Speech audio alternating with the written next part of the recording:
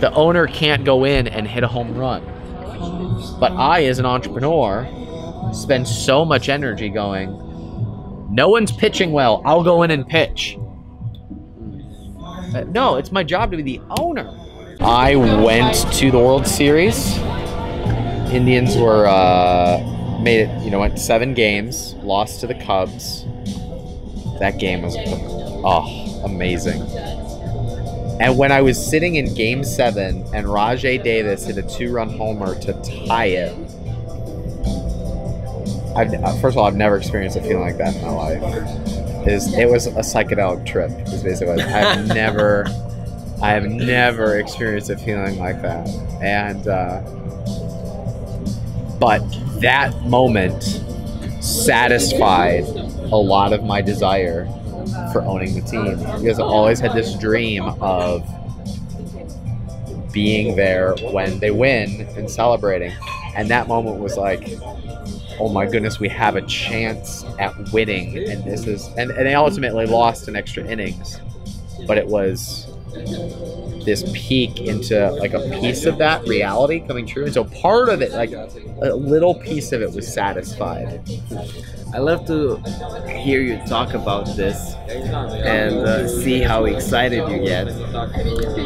One, I don't know anything about baseball, and half of the initial story you told me, like Series 7, what is it? The World Series, World Game Series, 7. Yeah. Game 7? I have no idea what that means. So imagine the World Cup final game.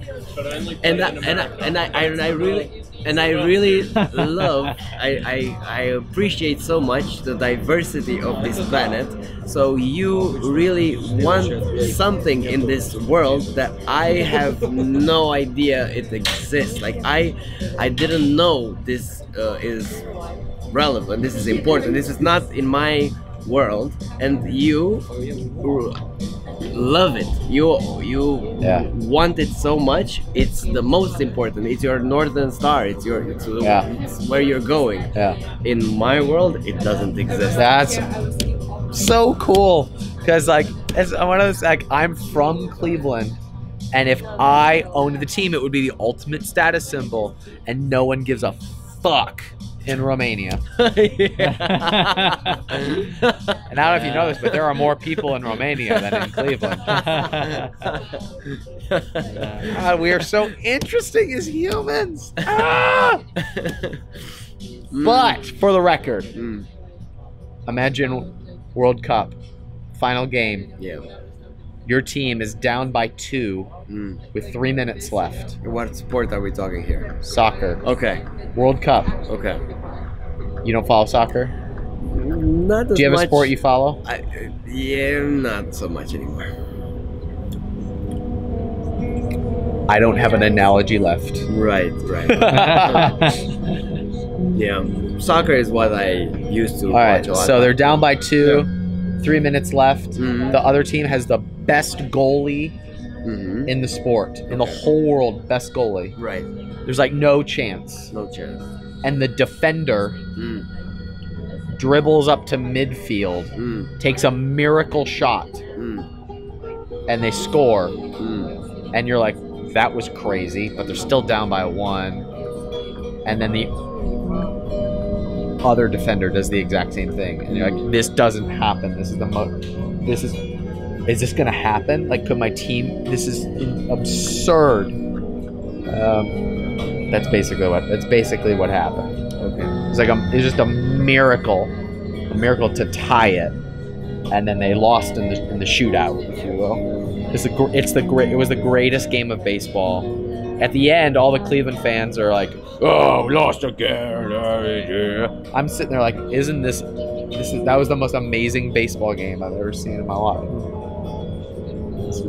And you know what everyone said? This is the dumbest thing.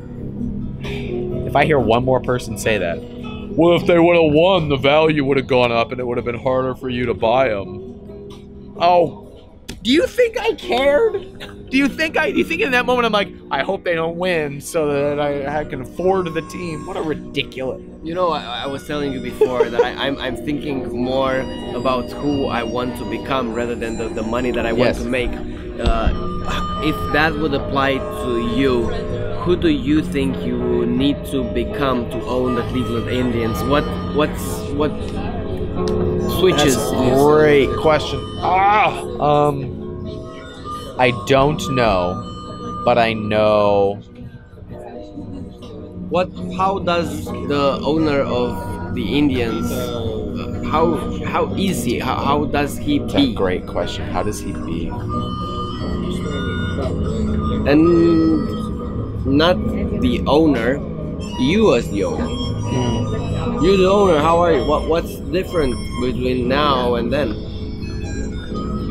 And him. That's a great question. He's a lot more fun. Yes. I'm getting some interesting music in here. He has a lot more fun. More fun. And he's really excited about what he's doing. And he's just worried about putting a good product on the field. Those are the differences. Great question. He's having a great time. He's having a lot of fun. And he's just worried about putting a good product on the field. I like how these expressions, especially the one with the product, come from your already experience putting out a good product. That sounds to me a lot like Amazon stuff. And the fun, okay, maybe you can work. Well, what would you enjoy producing that you could put a good product on the field? That's how it apply to Amazon. Explain that to me, please. I don't So understand. there's so many people who go out and try to sell things because the numbers make sense. Right. But if they were building something they were excited about, they'd be more likely to keep going with it and put a product on the field that they were excited about. Where were you going with that? I thought it meant something else, like the product. I thought it means that the players that are coming on the field are somehow you made the right investment. Yeah. Yeah. Well, it sounds very similar to a product business, like the physical product Yes. that I'm comparing Yeah. it to. So it's right what I have. Yeah. That's what I'm saying. Okay. Why would you think of that? Why would that come to mind when you're thinking about how the owner can be? I was asking about the person can be, and you thought about the product that is going to be on the pitch. Why that connection? Because the baseball team has what is your involvement in the product? Great question. So, one, there's a very defined goal in baseball, like to win the championship, right? Okay. In business, your goals are much less clear. Like, is it make money? Yeah, but at the stake of what? Is it to have a good time? Is it to work? Like, we have to bring our own goals. The business world does not have its own preset set of goals. So in baseball, all he thinks about is, do I have the product on the field that will win the championship? So that's the first piece. But the other is, the owner can't go in and pitch. The owner can't go in and hit a home run. But I, as an entrepreneur, spend so much energy going, no one's pitching well, I'll go in and pitch. No, it's my job to be the owner. And the owner never goes on the field and tries to show him how it's done. Like, the pitcher is better than him. The worst pitcher is better than him. It's his job to get the best product on the field and get out of the field. how does that feel to be the owner of what my question I think has little to do with what you're doing, but more about Well, no, I'm actually, you're challenging me quite a bit because it has a lot to do with what I'm doing now. Yes. Because I'm not like acting like an owner. Okay. I'm acting like an owner trying to play all the positions. Okay. I'm trying to. So if an owner bought a team and put himself in all the positions, it'd be the shittiest baseball team ever. And that's what I've done. I've put myself in playing all the positions. Right. Or being like, it's okay, third baseman, like, I'll fill in for you. No, it's terrible. So the shift, like the difference in being, is that you put people in place who are better than you and get out of the way. And the beingness of that is the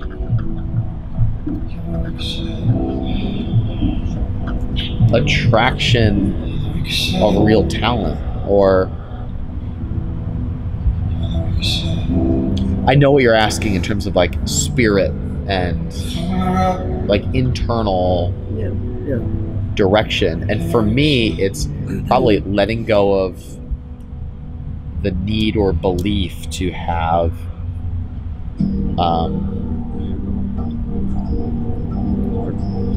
people who are better than me, or creating something bigger than myself so that I'm not needed. And I've had a hard time making that pivot. What's different from being an entrepreneur and being the owner of the Cleveland Indians? In ideal worlds, not a whole lot.